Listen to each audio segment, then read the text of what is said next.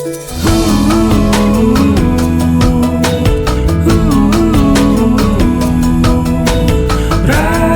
TV untuk Islam yang satu.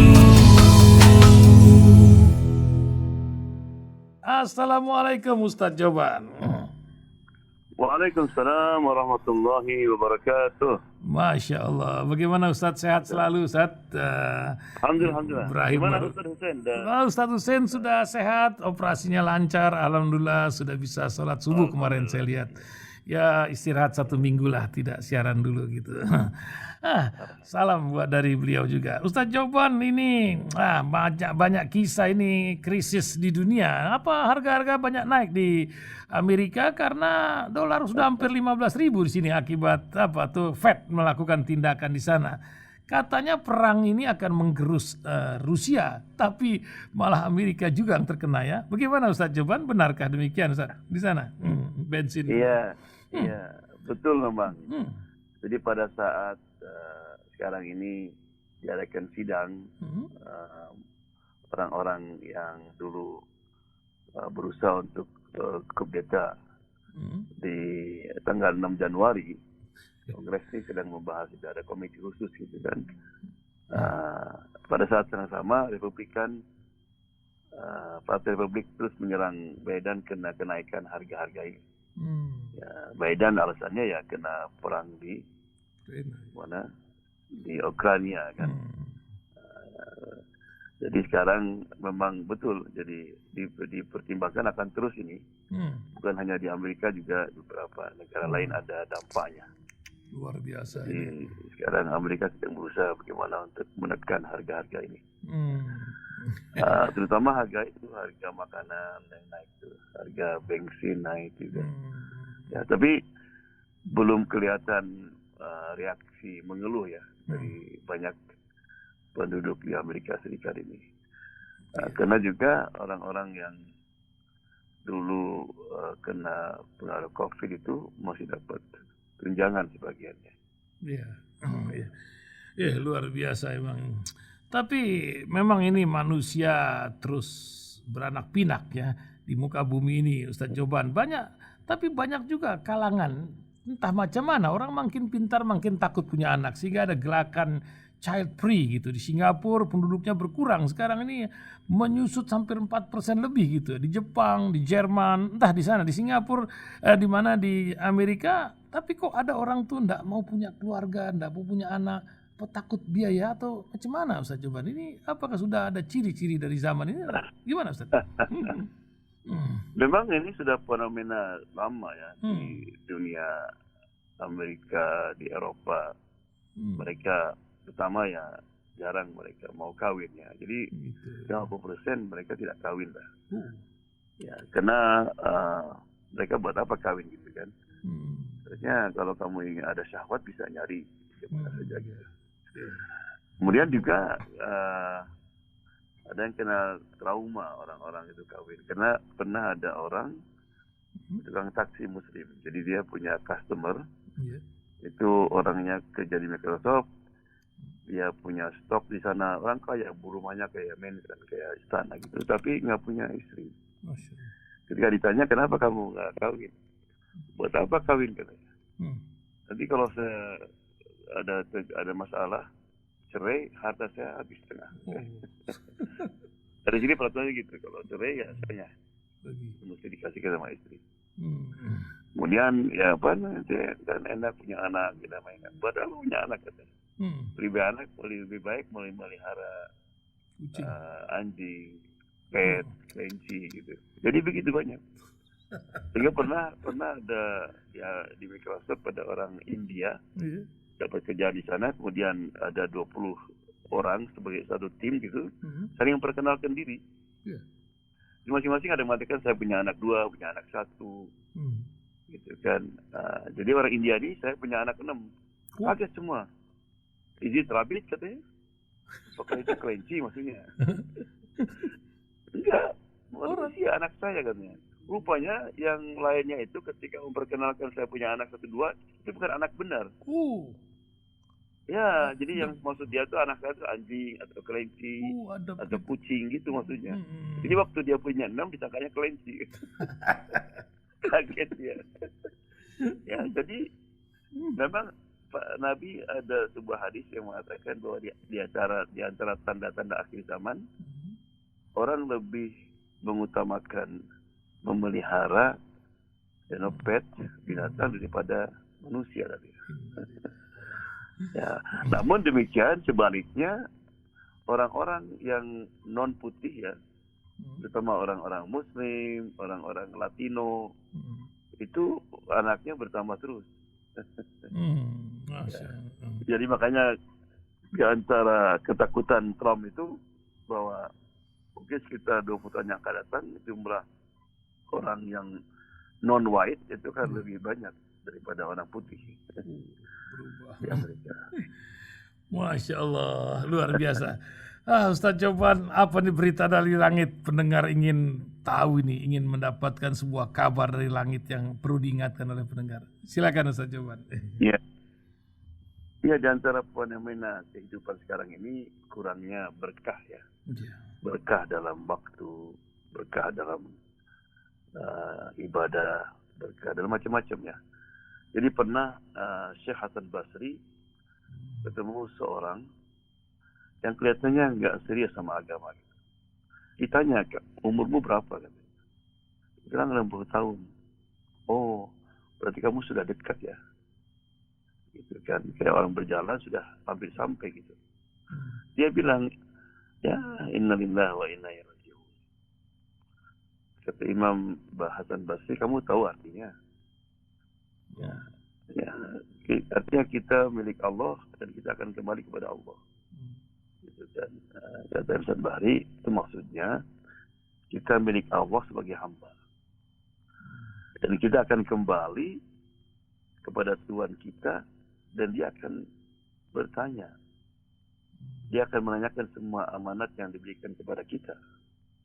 Apa kamu siap untuk menjawab semua pertanyaan nanti? Mulai orang itu sadar, ya betul ya. Gitu kan. Jadi gimana solusinya? Solusinya kamu sebaiknya gunakanlah sisa umurmu itu dengan sebaik-baiknya. Ya, digunakan untuk ibadah, beramal soleh, dan jangan disia-siakan. Mudah-mudahan dengan demikian maka semua dosa-dosa yang lalu akan diampuni. Tapi kalau kamu umur 60 masih disia-siakan, kamu akan jadi orang yang rugi. Gitu kan? Jadi ya ada juga sebuah hadis yang berbunyi, ya taqarabuz zaman wa yanqusul umur amal wa yulqi syah wa yaqtul hajj. Jadi maksudnya bahwa kebanyakan orang tidak sadar bahwa waktu itu sudah saling mendekat. Jadi sekarang ini kalau kita lihat waktu itu kayak nggak kerasa gitu. Oh sudah maghrib lagi, gitu kan? Ya Allah, kadang-kadang gitu kan. Loh, sudah Ramadan lagi, gitu kan? Nggak kerasa itu. Kemudian amar berkurang. Kemudian orang tambah medit. Dan banyaknya orang saling membunuh sehingga orang tidak tahu kenapa dia membunuh. Ya. Hadis yang lain kata Nabi ada dua kenikmatan yang sering dilupakan oleh kebanyakan manusia. Ya, apa itu? Kesehatan dan waktu lapang. Ya. Oleh karena itu dalam kesempatan ini saya ingin sedikit ya memberikan beberapa tips ya bagaimana agar supaya waktu kita ini barokah. Ya, karena kalau kita perhatikan orang-orang dulu kayak Imam Syafi'i, Imam Nawawi, Imam Ghazali, itu umurnya pendek, antara 40 sampai 50. Tapi lihat karyanya, Allah, sumbangsihnya kepada umat. Ya, kalau dihitung-hitung itu nggak cocok dengan umur yang pendek itu. Ya, ada orang sudah umur 20 tahun tapi nggak ada karya untuk kemanusiaan. Meskipun untuk dirinya malah. Ya. Nah, untuk supaya dapat berkah dalam hidup ini, ya, yang pertama usahakan untuk selalu bangun pagi. Baik. Maka Nabi itu terkenal sebagai morning person, ya, bukur. Terkenal orang sebagai manusia yang tidak pernah ketinggalan, ya, untuk mulai berkarya sejak pagi dini.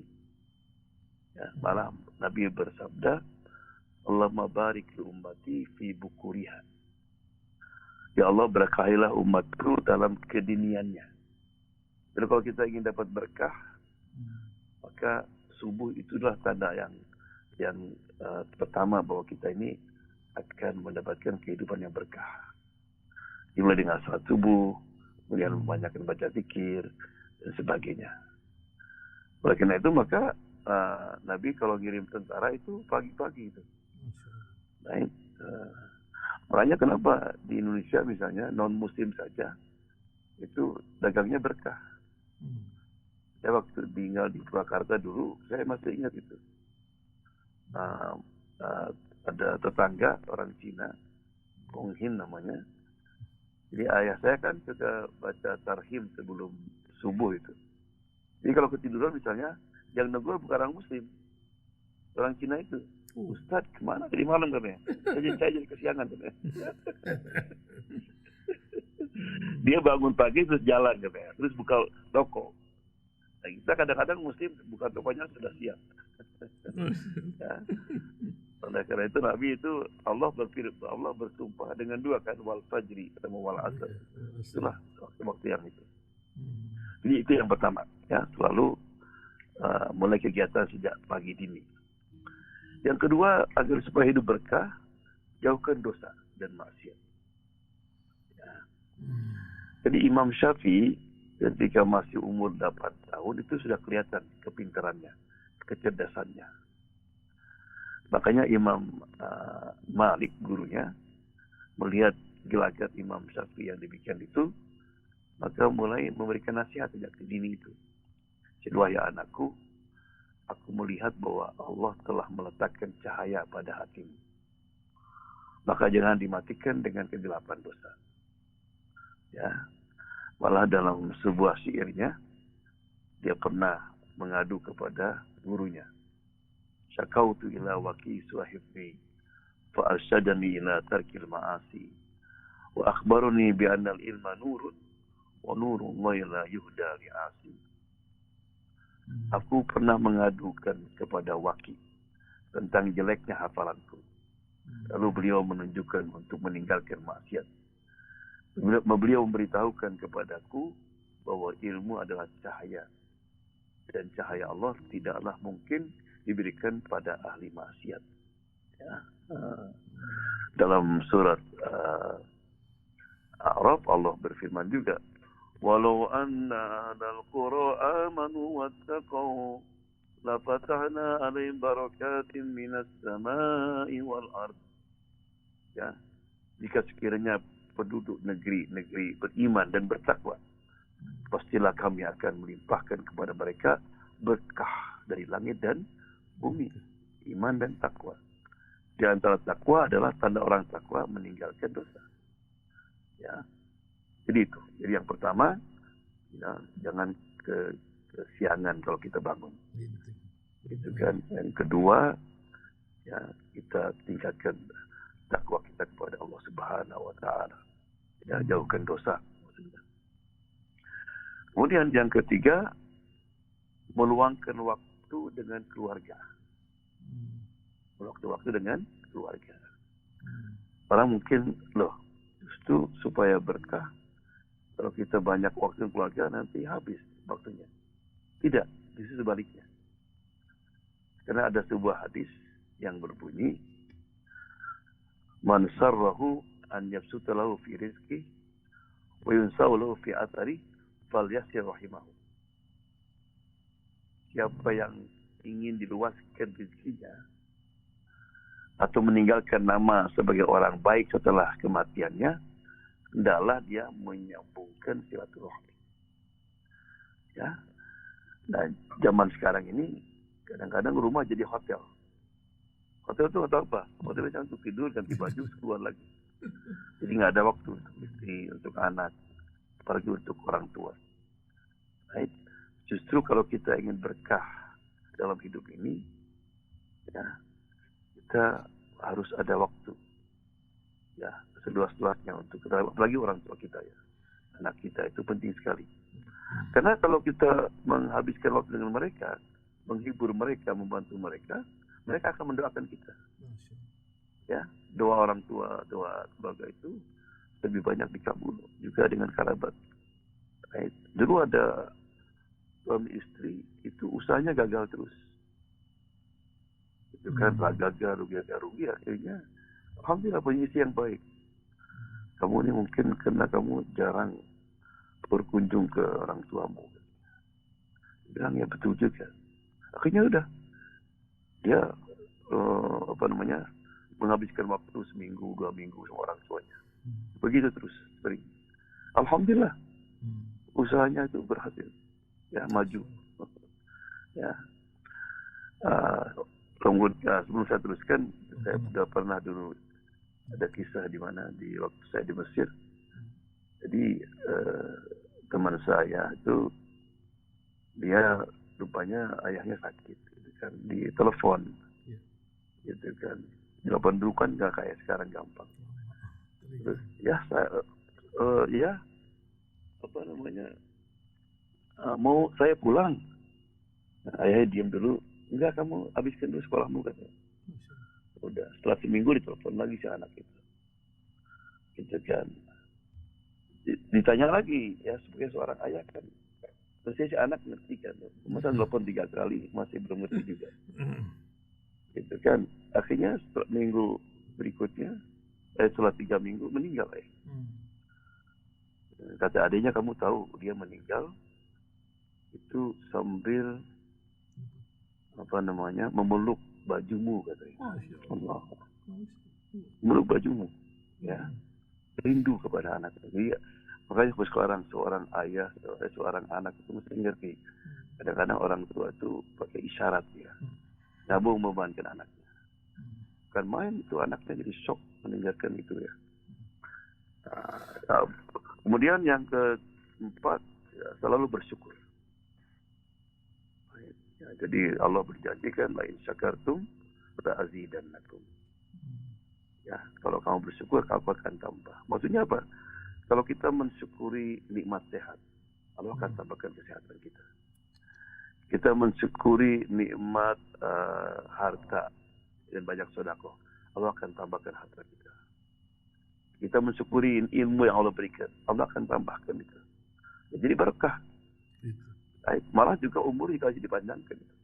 Terutama usahakan untuk berbuat amal sosial. Jadi kalau ada kerja-kerja yang sukarela, membantu, menyantuni orang miskin, ikut gitu. Karena itu akan memanjangkan umur. Allah memanjangkan umur Nabi Daud karena Nabi Daud senang untuk berbakti, ya, kepada masyarakat. Ya. Kemudian yang kelima, dibiasakan tilawah Quran setiap hari, terutama di pagi hari. Inna Quran al-Fajri kana mashhuda. Pembacaan Quran di waktu fajar itu akan jadi saksi hari kiamat. Terutama juga biasakan baca surat Al-Baqarah. Dan Nabi mengatakan, iqra'u surat Al-Baqarah. Fa inna akhdaha barakah. Wa tarkaha hasrah. Wa la satti'u al-batalah. Ya. Yang artinya, bacalah surat Al-Baqarah karena sesungguhnya selalu membaca surat Al-Baqarah mendapatkan barakah. Barakah. Sedangkan meninggalkannya akan mengakibatkan penyesalan. Dan para tukang sihir tidak akan mampu, ya, mengganggunya. Ya, makanya kan Nabi kan rumah yang dibaca surat Al-Baqarah tidak akan memasukkan setan atau jin atau sihir. Paling tidak baca tiap hari 5 ayat yang pertama dan 3 ayat yang terakhir. Kemudian yang keenam, untuk dapat hidup barakah, merutinkan membaca zikir. Ya, karena Nabi pernah berkatakan sabaqal mufaridun. Baik. Artinya beruntunglah atau orang mufaridun telah mendahului kamu. Sahabat bertanya, Rasulullah, siapa mufaridun itu? Kata Nabi, wadzakiruna Allah wadzakirat. Lelaki dan wanita yang banyak berzikir mengingat Allah Subhanahu wa taala. Baik. Allah dalam hadis yang lain, mereka lah orang-orang yang tenggelam dalam zikrullah. Zikir mereka telah menggugurkan dosa-dosa mereka lah yang lalu. Sehingga ketika dibaikan hati, mereka nggak ada beban lagi. Jadi ada orang yang lidahnya itu basah. Baik sedang sendirian, sedang jalan, sedang di pasar di mana aja, selalu berzikir. Ya, mungkin masih ingat kisah Imam Ahmad. Dia pernah berjalan satu tempat di Irak. Zaman itu kan nggak ada tempat, nggak ada hotel, jadi ya kemalaman dia. Ya, mau tidur di masjid rupanya nggak boleh. Tetap juga Imam Ahmad mau kemana lagi? Akhirnya diseret keluar. Sampai di luar kebetulan ada tukang roti lewat. Kesian dibawa ke rumahnya. Setelah makan malam, kemudian Imam Ahmad berbaring sedikit. Tukang roti mulai masak roti dia. Setiap dia bikin roti, dia baca zikir. Subhanallah, alhamdulillah, Allah. Berzikir terus. Nah malam Imam Ahmad tanya, kamu ini Masya Allah, tiap detik lidahmu tidak berhenti berzikir. Apa yang kamu hasilkan dari zikir itu? Dia bilang, alhamdulillah, setiap saya berdoa, doa saya dikabulkan. Kecuali satu. Apa itu? Saya mohon sama Allah, ya Allah, jangan dicabut nyawa saya sebelum ketemu dengan Imam Ahmad. Masya Allah. Saya Imam Ahmad, ya Allah. Kita zaman dulu kan nggak ada Facebook. Orang tuh kenal Imam Ahmad, tapi dengar aja. Bukannya gimana kan. Subhanallah. Ya. Jadi itulah 6 tips ya. Betul. Kalau kita ingin hidup ini penuh dengan barokah. Ya, kita usahakan untuk selalu bangun pagi. Ya. Banyakkan amal di ketika pagi hari. Ya. Jauhkan dosa. Ya. Kemudian membaca Quran di pagi hari, meluangkan waktu dengan keluarga, banyak bersyukur, dan basahkan lidah kita dengan zikir kepada Allah Subhanahu wa taala. Ya, mudah-mudahan hidup kita ini penuh barakah. Ya. Amin ya rabbal alamin. Terima kasih Ustaz Muhammad Joban, luar biasa berita dari langit mengingatkan di hari Jumat ini buat kita. Salam buat seluruh keluarga dan para jamaah di sana, Ustaz. Assalamualaikum Ustaz. Waalaikumsalam warahmatullahi wabarakatuh.